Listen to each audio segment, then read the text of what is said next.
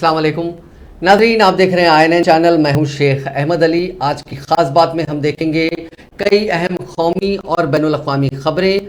उत्तर प्रदेश के साबिक़ वज़ीर आला और समाजवादी पार्टी के सरपरस्त मुलायम सिंह यादव का इंतकाल हो गया। उन्होंने आज यानी 10 अक्टूबर को सुबह 8:16 पर गुरुग्राम के मेदांता अस्पताल में 82 साल की उम्र में आखिरी सांस ली। मुलायम सिंह की मौत के बाद समाजवादी खानदान में गम की लहर दौड़ गई है।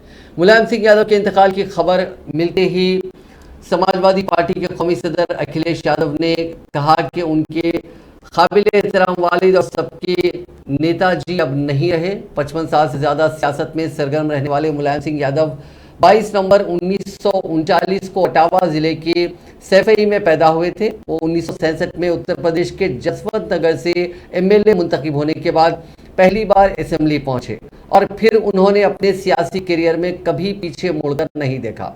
वो 8 बार MLA मुंतखब हुए तो वहीं 7 बार लोकसभा के मेंबर बने। 1977 में वो जनता पार्टी से पहली बार यूपी के वजीर बने, जबकि 1989 में वो पहली बार यूपी के वजीर आला बने। इसके बाद 1993 और 2003 में दूसरी और तीसरी मरतबा वजीर आला के ओहदे पर फायज हुए। मुलायम सिंह यादव ने 1992 यानी 1992 में समाजवादी पार्टी की बुनियाद रखी और 1993 में BSP के साथ मिलकर हुकूमत बनाई। सदर जमहूरिया द्रौपदी मुर्मू और वजीर आजम नरेंद्र मोदी, लोकसभा स्पीकर ओम बिरला ने पीर को समाजवादी पार्टी के रहनुमा मुलायम सिंह यादव के इंतकाल पर ताज़ियत का इजहार किया। ट्विटर पर अपने ताज़ियती पैगाम में सदर मुर्मू ने लिखा कि मुलायम सिंह यादव का इंतकाल मुल्क के लिए एक नाकाबिले तलाफी नुकसान है। आम माहौल से आने वाले मुलायम सिंह यादव जी के कारनामे गैर मामूली थे। धरती पुत्र मुलायम सिंह जी ज़मीन से वाबस्ता खदावर रहनुमा थे। तमाम जमातों के लोग उनकी इज्जत करते थे। उनके ख़ानदान और हामियों के तई मेरी गहरी ताज़ियत। वज़ीर आज़म मोदी ने मुलायम सिंह यादव की मौत को मुल्क के लिए नाकाबिल इतराफ़ी नुकसान करार दिया। उन्होंने कहा कि मुलायम सिंह यादव एक मुनफरिद शख्सियत के मालिक थे। उन्हें एक शाइस्ता और ज़मीनी रहनुमा के तौर पर बड़े पैमाने पर सराहा गया। आज वज़ीर आज़म गुजरात के दौरे पर थे। उन्होंने अपनी तकरीर का इब्तिदाई हिस्सा करीब 7 मिनट उन्होंने सिर्फ मुलायम सिंह यादव के बारे में ही और उनसे इनके ताल्लुकात के बारे में बात की। वहीं कांग्रेस सदर सोनिया गांधी, साबिक़ वज़ीर आज़म डॉक्टर मनमोहन सिंह, राहुल गांधी और party general secretary Priyanka Gandhi Vadra ने समाजवादी पार्टी के लीडर मुलायम सिंह यादव के इंतकाल पर ताज़ियत का इजहार किया। भारत जोड़ो यात्रा के दौरान मुलायम सिंह यादव के इंतकाल पर राहुल गांधी और उनके साथियों ने एक ताज़ियती नशिस्त का इनेकाद करते हुए समाजवादी पार्टी के बानी इस खदावर लीडर को खिराज पेश किया। इस दौरान राहुल गांधी और दीगर पदयात्रियों ने कुछ देर तक खामोशी भी इख्तियार की। साबिक़ कांग्रेस लीडर गुलाम नबी आज़ाद ने भी मुलायम सिंह यादव के इंतकाल पर गहरी ताज़ियत का इजहार किया।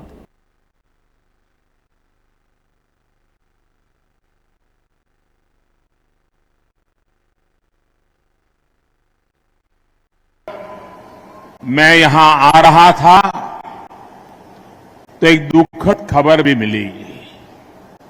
आज मुलायम सिंह यादव जी का निधन हो गया है। मुलायम सिंह यादव जी, उनका जाना देश के लिए एक बहुत बड़ी क्षति है। मुलायम सिंह जी के साथ मेरा नाता बड़ा विशेष प्रकार का रहा। जब हम दोनों मुख्यमंत्री के रूप में मिला करते थे, वे भी और मैं भी दोनों के प्रति एक अपनत्व का भाव अनुभव करते थे। और 2014 में जब भारतीय जनता पार्टी ने 14 के चुनाव के लिए मुझे प्रधानमंत्री पद के लिए आशीर्वाद दिए, तो मैंने विपक्ष में भी जो लोग थे जिनसे मेरा पहले से परिचय था, ऐसे कुछ महानुभावों को जो देश के वरिष्ठ राजनेता थे, राजनीतिक रूप से हमारे विरोधी थे, लेकिन उन सबको फोन करके आशीर्वाद लेने का मैंने एक उपक्रम किया था। और मुझे याद है उस दिन मुलायम सिंह जी का वो आशीर्वाद, कुछ सलाह के 2 शब्द, वो आज भी मेरी अमानत है। और मुलायम सिंह जी की विशेषता रही कि 2013 में मुझे उन्होंने जो आशीर्वाद दिया था उसमें कभी भी उतार चढ़ाव नहीं आने दिया। घोर राजनीतिक विरोधी बातें के बीच भी ये तो बड़ी दुख की बात है कि आज मुलायम सिंह यादव जी हमारे बीच में नहीं है। भारत ने एक दिग्गज नेता खोया है और उत्तर प्रदेश ने एक गरीबों का नेता, बैकवर्ड्स का नेता, SC/ST का नेता, माइनॉरिटीज का नेता खो दिया है, किसानों का नेता खो दिया है, मजदूरों का नेता खो दिया है। राजनीति में बहुत लीडर आते जाते हैं, लेकिन बहुत सारे कम लोग हैं जिनको उनके मरने के बाद याद किया जाता है। उनकी सादगी को हमेशा याद किया जाएगा और जब तक वो जिंदा रहे और राजनीति में रहे, चाहे वो मुख्यमंत्री 3 बार रहे या उसके बाद डिफेंस मिनिस्टर रहे या मेंबर पार्लियामेंट रहे, लीडर ऑपोजिशन रहे, वो हमेशा गरीबों के बीच में रहे, किसानों के बीच में रहे, मजदूरों के बीच में रहे और कभी भी उनसे पल्ला झाड़ने की कोशिश नहीं की। उनकी सादगी ही हमेशा उनके याद बन के रह जाएगी। हमारी बहुत सारी यादें हैं, विशेष रूप से जब 1987 में मैं राजीव गांधी के मंत्रिमंडल से इस्तीफा दे के संगठन में आया और पंजाब उत्तर प्रदेश, पंजाब में कोई जाता नहीं था उस वक्त, तो मैंने रिस्क लिया। 4 साल पंजाब में रहा जब तक इलेक्शन नहीं हुए और उत्तर प्रदेश में उस वक्त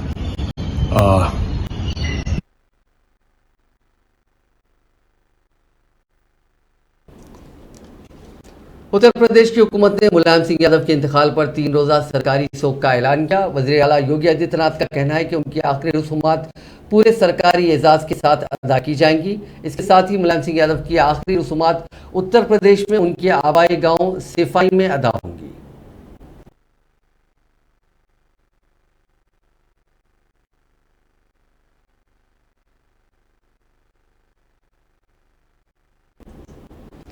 कांग्रेस कायद राहुल गांधी ने पीर के रोज पार्टी की भारत जोड़ो यात्रा के दौरान बारिश में पैदल मार्च किया और सैकड़ों लोगों ने उनकी ताईद में नारे लगाए। राहुल ने कर्नाटका के तुमकुर जिले के इस कस्बे में दोपहर में लंच के लिए कुछ देर रुकने के बाद यात्रा शुरू की और कुछ ही वक्त बाद बारिश शुरू हो गई, लेकिन साबिक कांग्रेस सदर और उनके साथी दीगर पार्टी कायदीन और वर्कर्स भीगते हुए चलते रहे।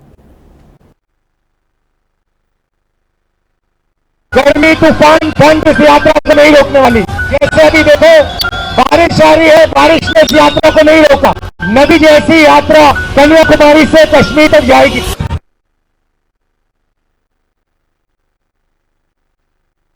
गर्मी तूफान ठंड इस यात्रा को नहीं रोकने वाली। जैसे अभी देखो बारिश आ रही है, बारिश ने इस यात्रा को नहीं रोका। नदी जैसी यात्रा कन्याकुमारी से कश्मीर तक जाएगी।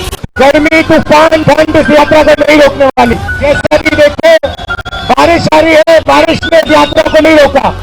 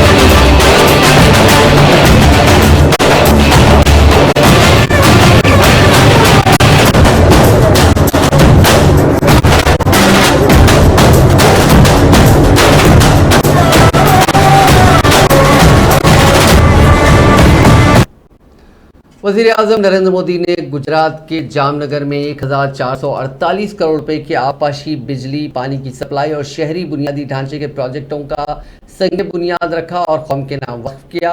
आवाम से खिताब करते हुए नरेंद्र मोदी ने कहा कि सरकार छोटी सनतों के कारोबार में आसानी पर बहुत ज्यादा जोर दे रही है। उन्होंने कहा कि सरकार ने मुल्क के एमएसएमई सेक्टर के फायदे के लिए 33,000 से ज्यादा छोटे शराइत 2000 से ज्यादा गैर जरूरी खवानीन को मनसूख किया। भाइयों बहनों, गया 20-22 वर्ष में विकास की पटरी पर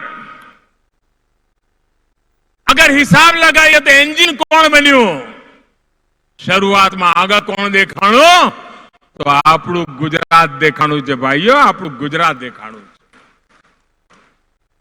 અને હવે દેશ જ્યારે આઝાદીનો અમૃત મહોત્સવ મનાયો, 75 વર્ષ ઉજવ્યા અને અમૃતકાલનો પ્રારંભ થયો છે, તો અમૃતકાલ આજે જે 22-25 વર્ષના જવાનિયા છે ને, એમની જિંદગીમાં તો સુવર્ણકાલ છે ભાઈઓ। અને આ સુવર્ણકાલનો તમે મેક્સિમમ ફાયદો ઉઠાવો, લાભ ઉઠાવો, એના માટે હું એડી ચોટીની મહેનત કરવા માટે તમારી સેવામાં તૈયાર છું। ગુજરાતમાં ડબલ એન્જિનની સરકાર ખૂબ તેજ ગતિથી ગુજરાતને વિકાસની નવી ઊંચાઈઓ પર, અને હવે આપણે દોડવાનો સમય પૂરો થયો, હવે હાઈ જમ્પ લગાવવાનો છે, કૂદકો મારવાનો છે મોટો। ગુજરાત આત્મનિર્ભર ભારત એના માટેનું બહુ મોટું કેન્દ્ર બનવાનું છે। 21મી સદીમાં ગુજરાતની ઓળખાણ આવનારા 5-7 દશક જે છે, ગુજરાતની અને દેશની નવી ઓળખ ઊભી કરવાના છે। અને એને ઘણી બાબતો એવી છે કે જેનું નેતૃત્વ આપણા ગુજરાતના હાથમાં હશે, ગુજરાતના જુવાનિયાઓના હાથમાં હશે। દુનિયાની અંદર સૌથી મોટો હાઇડ્રોજન હબ તરીકે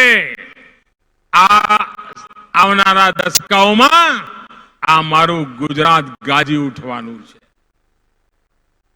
આવનારા દશકાઓમાં આ મારા ગુજરાતની ઓળખ જેમ હાઇડ્રોજન હબ તરીકે થવાની છે, એમ फार्मा। मुतनाज़िया बयानात के लिए मशहूर बीजेपी रुकने पार्लियामेंट परवेश वर्मा ने एक बार फिर मुतनाज़िया बयान देकर लोगों को हैरान कर दिया। इस मरतबा उन्होंने एक तकरीब के दौरान बात करते हुए बरसरेआम मुसलमानों के समाजी बाइकॉट की अपील कर दी। इस बयान की वजह से जहां एक तरफ बीजेपी को तनकीद का निशाना बनाया जाने लगा है, वहीं दूसरी तरफ ये भी सवाल उठाए जा रहे हैं कि क्या किसी अवामी नुमाइंदे के लिए इस तरह का बयान ज़ेब देता है। परवेश वर्मा की वीडियो को शेयर करते हुए कई कांग्रेस कायदीन और दीगर अपोजिशन पार्टी कायदीन ने बीजेपी के साथ साथ मरकज की मोदी हुकूमत को भी तनकीद का निशाना बनाया। कांग्रेस तर्जुमान सुप्रिया श्रीकांत ने वीडियो शेयर करते हुए लिखा, ये बीजेपी रुकने पार्लियामेंट स्टेज से खुलेआम मुसलमानों के मुकम्मल बाइकॉट का मुतालबा कर रहे हैं। नफरत फैलाने के लिए उनकी जगह जेल में है। मीटिंग सरकारी इजाजत पुलिस की मौजूदगी में हुई। दिल्ली पुलिस कब एक्शन लेगी? मीडिया मौन व्रत कब तोड़ेगा? मोदी जी कब ऐसे ही नफरत फैलवाते रहेंगे? ठीक करना है, इनकी तबीयत ठीक करनी है, तो एक ही इलाज है, वो है संपूर्ण बहिष्कार। आप इस बात से सहमत हो? हाथ खड़ा करके बोलो सहमत हो, और मेरे साथ बोलो हम इनका संपूर्ण बहिष्कार करेंगे। हम इनके दुकान रेडियो से कोई सामान नहीं खरीदेंगे, हम इनको कोई मजदूरी नहीं देंगे। आप एक काम कर लेना बस, यही इनका इलाज है। तो आज इतनी संख्या में आप आए हैं, पानी के अंदर बैठे हैं, मुझे उत्तर प्रदेश के बिजनौर के ननगल कस्बे में वाक़ राजा भरत सिंह इंटर कॉलेज में BKU यानी भारतीय किसान यूनियन के तर्जुमान राकेश टिकैत की क़यादत में किसान संसद का इनेकाद करते हुए कहा गया कि किसान एक और बड़ी तहरीक के लिए तैयार हैं। किसानों की तहरीक के दौरान हुकूमत ने जो वादे किए थे वो पूरे नहीं कर रही है। राकेश टिकैत ने किसानों से कहा कि अगर वो अपनी जान और जमीन की हिफाजत करना चाहते हैं तो मुत्तहिद हो जाएं और तहरीक के लिए तैयार रहें। टिकैत ने हुकूमत पर किसानों को मुफ्त बिजली फराहम करने के अपने इंतखाबी वादे को पूरा न करने का इल्जाम लगाया। इसके अलावा देहातों में बिजली के बढ़े हुए नर्क और सही तरीके से बिजली की फराहमी का मसला भी हल नहीं हो रहा है। राकेश टिकैत ने कहा कि यूपी हुकूमत ने ट्रैक्टर ट्रॉलियों पर सफर करने के इस्तेमाल पर पाबंदी लगाई है। हम इसकी पुरजोर मुखालिफत करते हैं क्योंकि हुकूमत का ये फैसला आमिराना है। राकेश टिकैत ने दावा किया कि फैसले का मकसद किसानों को धरने के मकामात तक पहुंचने से रोकना है। भारतीय किसान यूनियन ऐसी किसी भी पाबंदी की मुखालिफत करेगा। इलेक्शन कमीशन ने शिवसेना का इलेक्शन सिंबल तीर कमान फ्रीज करने के बाद उद्धव ठाकरे और एकनाथ शिंदे ग्रुप को नए नाम और इलेक्शन सिंबल जारी कर दिए हैं। उद्धव ग्रुप को शिवसेना उद्धव बाला साहेब ठाकरे नाम और मशाल निशान दिया गया है। वहीं शिंदे ग्रुप को बाला साहेब जी शिवसेना नाम मिला है। वहीं शिंदे का मांगा गया निशान गदा उन्हें नहीं दिया गया। इलेक्शन कमीशन ने इसे मजहबी सिंबल माना है। महाराष्ट्र में शिवसेना के उद्धव ठाकरे और एकनाथ शिंदे ने मुंबई के अंधेरी ईस्ट सीट पर बाय इलेक्शन के लिए इलेक्शन सिंबल इलेक्शन कमीशन से मांगा था। कमीशन ने शिवसेना के सिंबल तीर कमान को फ्रीज कर दिया था। दोनों ग्रुप ने कमीशन को 3 नाम और 3 सिंबल दिए थे। कश्मीरी पंडितों ने एक बार फिर से अपनी सिक्योरिटी की मांग तेज कर दी है। घाटी में पीएम पैकेज के तहत नौकरी कर रहे मुलाजिमीन ने पीर के रोज मुजाहरा किया और हुकूमत के खिलाफ नारेबाजी की। ये लोग खुद को सिक्योर जगहों पर पहुंचाने की मांग कर रहे हैं।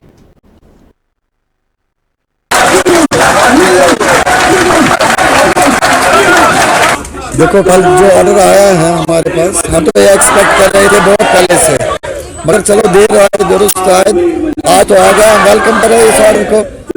देखो, ये ऑर्डर अब हमारे कोई शिकायत नहीं करेंगे क्योंकि हम उस स्टेज पे पहुंच गए हैं जहां से हमने ऑर्डर ये क्या चीज़ है ड्यू का निकाला, हमें कोई इफेक्ट नहीं करेगा। रही बात, इन्होंने पहले भी हमारे साथ ये हथकंडे अपनाए हैं। पहले सैलरीज बंद की, बहुत सारे एम्प्लॉयज ऐसे हैं जिनके 4 महीने से सैलरीज नहीं आई है। अब वो भी क्रॉस किया हमने। देखो, हम कश्मीर तब तक नहीं जाएंगे जब तक सरकार वहाँ की जो ग्राउंड रियलिटी है उसको ठीक करे, सिक्योरिटी ठीक करे, तब हम जाएंगे वहाँ काम करने के लिए। अदरवाइज हम नहीं जाएंगे। हम सरकार से बार बार एक बार लगाते हैं, भाई हमारी सेंस ऑफ सिक्योरिटी प्रिवेल तो करो। वहाँ जाके अब हमारे साथ आगे इतने एम्प्लॉयज हैं, करीब 3000 एम्प्लॉयज ऐसे हैं जो किराए पे रहते हैं। उनको अब जो डेरे वाले हैं, जो किराएदार जहाँ जिनके घरों में उन्होंने मना किया, वो अगर कल को आपके साथ कुछ हो गया तो सिक्योरिटी हमें मार देगी। क्या आपने किया है, इसलिए हम आपको किराए पे भी नहीं देंगे, आप रहो। तो वो एम्प्लॉयज कहाँ रहेंगे? सरकार के पास कोई प्लान है ऐसा?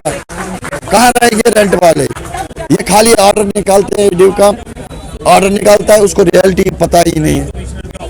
ऑफिस में बैठ के ऑर्डर निकालना आ रहा छोटी बात होती है, मगर प्रैक्टिकली ग्राउंड जीरो पे काम करना अलग चीज है। मैं उसी ड्यू काम सबको अपील करता हूँ, प्लीज इस पे गौर कीजिए और हमारी सारी रिलीज कीजिए।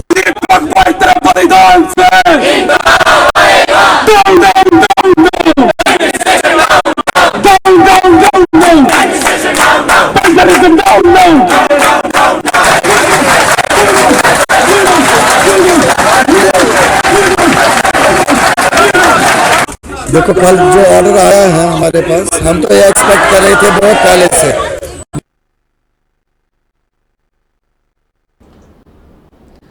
कानपुर में उत्तर प्रदेश पुलिस का एक कांस्टेबल सड़क पर सोए हुए एक शख्स से मोबाइल फोन चोरी करते हुए पकड़ा गया।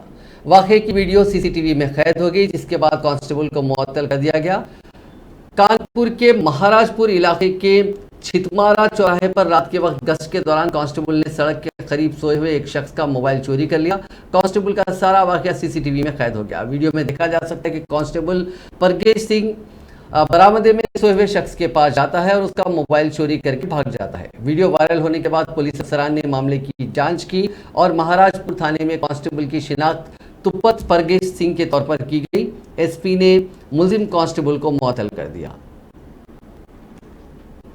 सुप्रीम कोर्ट ने पीर के रोज कहा कि वो मनी लॉन्ड्रिंग के मुलजिम दिल्ली हुकूमत के वजीर सत्येंद्र जैन की अर्जी पर मंगल को समाअत करेगी। चीफ जस्टिस यूयू ललित की सरबराही वाली बेंच ने आम आदमी पार्टी के लीडर सत्येंद्र जैन की जानिब से पेश होने वाले सीनियर वकील कपिल सिब्बल की जल्द समाअत की दरखास्त को कबूल करते हुए मंगल को इस मामले को नंबर 1 पर दर्ज करने की हिदायत दी। सिब्बल ने खुसूसी जिक्र यानी स्पेशल मेंशन के दौरान ये दरखास्त की थी।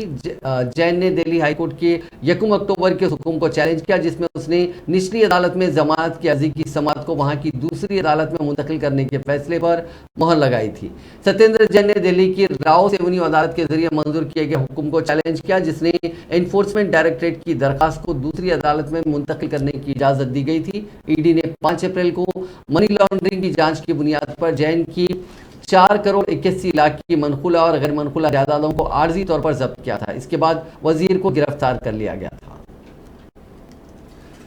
मरकजी वजीर खजाना निर्मला सीतारमन 11 अक्टूबर 2022 से शुरू होने वाले सरकारी दौरे पर अमेरिका जाएंगे। अपने दौरे के दौरान सीतारमन बैनुल-अक़वामी मालियाती फंड यानी इंटरनेशनल मॉनेटरी फंड और आलमी बैंक वर्ल्ड बैंक की सालाना मीटिंगों के अलावा G20 के वज़राए खजाना और सेंट्रल बैंक के गवर्नर्स की मीटिंग में भी शिरकत करेंगी। वजीर खजाना जापान, जनूबी कोरिया, सऊदी अरब, ऑस्ट्रेलिया, भूटान, न्यूजीलैंड, मिस्र, जर्मनी, मॉरिशस, मुत्तहिदा अरब अमारात, ईरान और नीदरलैंड समेत कई ममालिक के साथ 2 तरफा मीटिंगों में शिरकत करेंगी। वजीर खजाना OECD, यूरोपीय कमीशन और UNDP के कायदीन और सरबराहान से 1-on-1 मीटिंग का भी इनेकाद करेंगी। एक आला सतही मीटिंग में वजीर खजाना अमेरिका की वजीर खजाना जेनेट बेलन और आलमी बैंक के सदर डेविड मालपास से अलग अलग मीटिंग करेंगी ताकि बाहमी दिलचस्पी के उमूर पर तबादला ख्याल किया जा सके। जनूबी कश्मीर के टेंगा पावा अनंतनाग में सिक्योरिटी फोर्सेस और जंगजुओं के माबीन रात भर जारी रहने वाली झड़प में 2 मिलिटेंट्स मारे गए। पुलिस के एक तर्जुमान ने बताया कि जनूबी जिले अनंतनाग के टेंगा पावा गांव में मिलिटेंट्स के छुपे होने की खास इत्तला मौसूल होने के बाद पुलिस और सिक्योरिटी फोर्सेस ने उस इलाके को दरमियानी शव अपने मुहासरे में लेकर उन्हें ढूंढ निकालने के लिए घर घर तलाशी कार्रवाई का आगाज किया। उन्होंने बताया कि खुद को सलामती अमले के घेरे में पाकर मिलिटेंट्स ने अंधाधुंध गोलियां बरसाकर फरार होने की भरपूर कोशिश की। ताहम सिक्योरिटी फोर्सेस की कारगर हिकमत अमली ने उन्हें फरार होने का कोई मौका फराहम नहीं किया और इस तरह से तरफैन के माबीन झड़प शुरू हो गई। तर्जुमान के मुताबिक रात भर जारी रहने वाली झड़प में 2 जंगजू मारे गए जिनकी शिनाख्त और तंजीमी वाबस्तगी के बारे में जांच पड़ताल शुरू की गई है। नाइजीरिया के अनाम्बरा सूबे में एक कश्ती उलटने से कम 76 अफराद हलाक हो गए।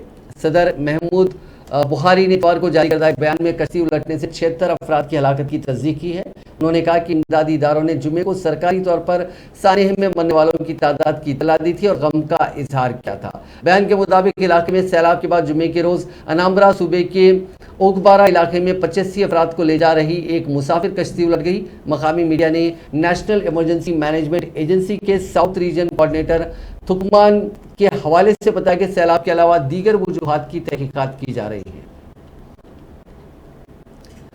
रूस का यूक्रेन पर हमला जारी है। रह रहकर यह हमला तेज होता जा रहा है और कभी मध्यम पड़ जाता है। गुज़िश्ता 24 घंटों के दौरान एक बार फिर रूस के जरिए बड़ी तादाद में मिसाइल हमले किए जाने की खबरें सामने आ रही हैं। रिपोर्ट्स के मुताबिक यूक्रेन की राजधानी कैफ में रूसी बमबारी जारी है। क्रीमिया ब्रिज पर यूक्रेनी हमले के बाद तिलमिलाए रूस ने यूक्रेन के शहरों पर बमों की बारिश कर दी है। एक रिपोर्ट में बताया गया कि ताज़ा रूसी हमले में 8 अफराद की मौत वाक़ई हुई और 24 से ज़्यादा अफराद जख्मी हुए हैं। बताया जाता है कि रूसी हमले में लेव, पोल्टावा, खरकैव, कैफ जैसे शहरों के कई इलाकों में आग लग गई है। उन शहरों में इंटरनेट सर्विसेज खत्म हो गई। हमले में 1 दर्जन से ज्यादा कारें भी जलकर खाकस्तर हो गई।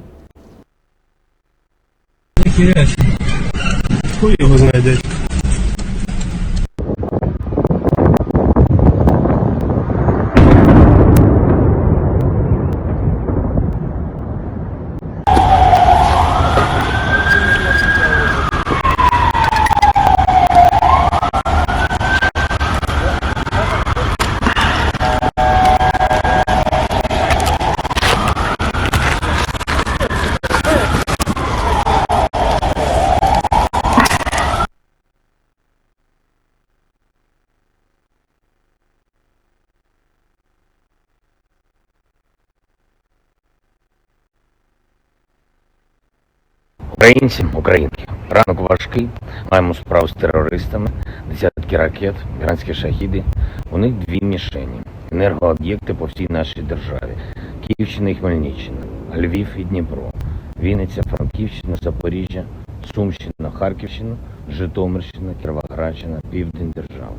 Вони прагнуть паніки і хаосу, хочуть знищити нашу енергосистему, вони безнадійні. Друга мішень – це люди. Спеціально обрали такий час і такі цілі, щоб завдати якнайбільше шкоди. Але ми, українці, допомагаємо одне одному, віримо в себе, відновлюємо усе зруйновано. Зараз можуть бути тимчасові перебої з електрикою, але ніколи не буде перебоїв з нашою впевненістю у перемозі. Чому саме такі удари? Ворог хоче, щоб ми злякалися, щоб люди побігли, але бігти ми можемо тільки вперед і демонструємо це на полі бою. Так буде і надалі. Працюють зараз рятувальники, працюють.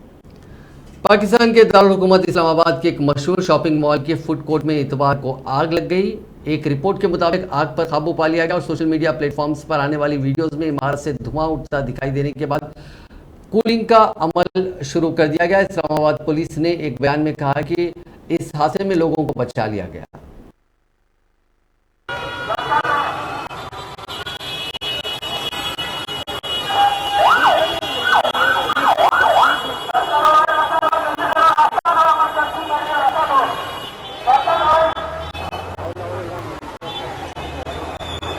नहीं है बेटा, वो तो नीचे है। हाँ, ये तो पूरा बिल्डिंग का जो है ऊपर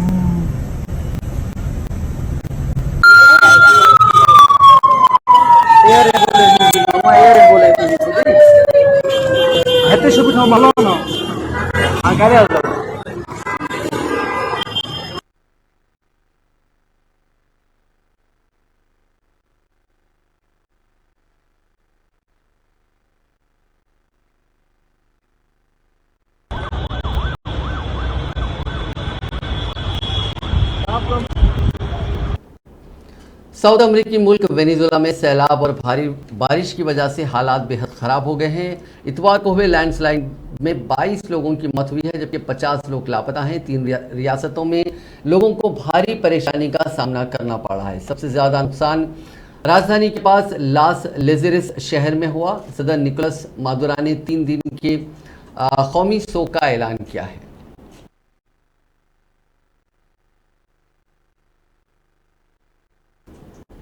मलेशिया के वज़ीर आज़म इस्माइल साबरी याकूब ने पीर के रोज़ मुल्क की पार्लियामेंट को तहलील करने का ऐलान करते हुए अगले 60 दिनों में आम इंतखाबात कराने की राह हमवार कर दी। साबरी ने अपने टेलीविजन खिताब में कहा कि मुल्क के हुक्मरान सुल्तान अब्दुल्ला सुल्तान अहमद शाह ने आइन के मुताबिक इस फैसले से इत्तेफाक किया। उन्होंने कहा कि 2018 में कौमी इंतखाबात के बाद कई अहम वाक़यात रहनुमा हुए, जिनमें मुतअद्दिद वज़ीर आज़म की तब्दीली और कोरोना वायरस की आलमी वबा भी शामिल थी, जिसकी वजह से सियासी गैर यकीनी सूरत हाल शामिल है। दुनिया के इकलौते वेजिटेरियन मगरमच्छ का केरल में इंतकाल हो गया। 70 साल का ये मगरमच्छ कासरगोड जिले के श्री अनंत पद्मनाभा स्वामी मंदिर की झील में रहता था। अनंतपुरा झील में रहकर मंदिर के अहाते की रखवाली करता था। पुजारियों ने हिंदू रीति रिवाज से मगरमच्छ की आखिरी रसूमात अंजाम दी। बाज़ाब्ता एक यात्रा निकाली गई, अहाते के पास ही उसे दफनाया गया। मगरमच्छ को प्यार से बाबिया कहा जाता था। वो मंदिर में चलाए जाने वाले चावल गुड़ के प्रसाद को ही खाता था। बाबिया हफ्ते से लापता था। इतवार की रात करीब 11:30 बजे उसकी लाश झील में तैरती मिली। इसके बाद मंदिर इंतजामिया ने मुताल्लिका डिपार्टमेंट और पुलिस को इस बात की इत्तला दी। मगरमच्छ को आखिरी बार देखने के लिए कई सियासी कायदीन और सैकड़ों लोग पहुंचे। भीड़ ज़्यादा बढ़ने लगी तो लाश को झील से हटाकर खुली जगह में रख दिया गया। बाबिया को देखने के लिए मरकजी वजीर शोभा करंदलाजे भी पहुंचे। उन्होंने खिराज अकीदत पेश करते हुए कहा कि मगरमच्छ 70 सालों से मंदिर में रहता था, भगवान उसे मोक्ष दे। वहीं बीजेपी के रियासती सदर के सुरेंद्र ने लिखा कि लाखों भक्तों ने भगवान की छवि देखते हुए मगरमच्छ के दर्शन किए। इस पूरे मामले को लेकर सोशल मीडिया पर मुख्तलिफ कहानियां वायरल हो रही हैं। नाज़रीन, आज की खास बात में बस इतना ही। आपसे कल मुलाकात होगी नई खबरों के साथ। आप देखते रहिए INN चैनल।